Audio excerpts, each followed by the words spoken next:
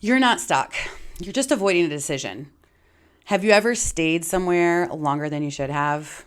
Be it a job, a relationship, or a business?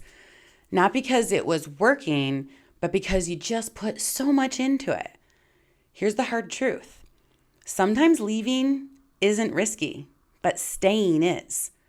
I had this moment in my own career. From the outside, it was doing well. Things looked great for me. I was advancing in my career.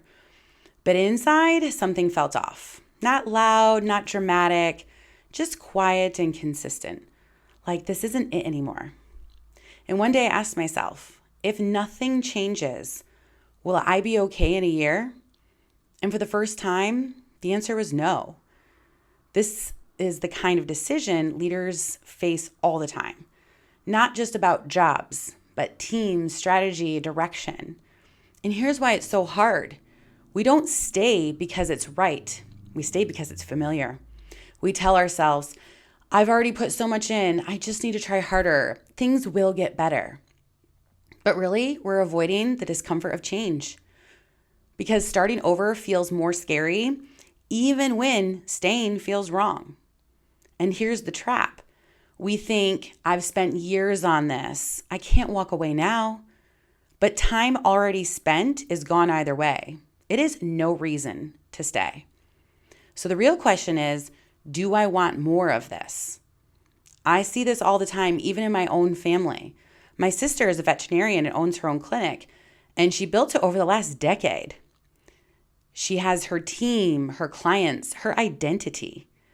And now she's asking, do I keep going or do I sell and start something new?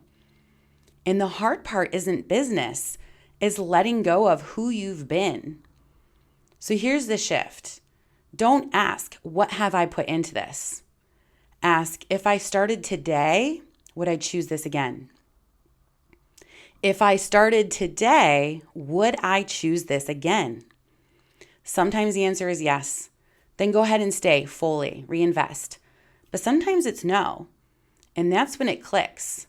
You didn't just decide, you stopped ignoring what you already knew. So the longer you stay when it's not working, the more you train yourself to ignore that voice.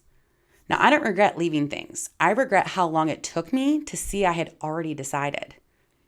I hope this helps if you're up against a tough decision. And if it does, go ahead and hit subscribe. I share more leadership tools and insights like this all the time.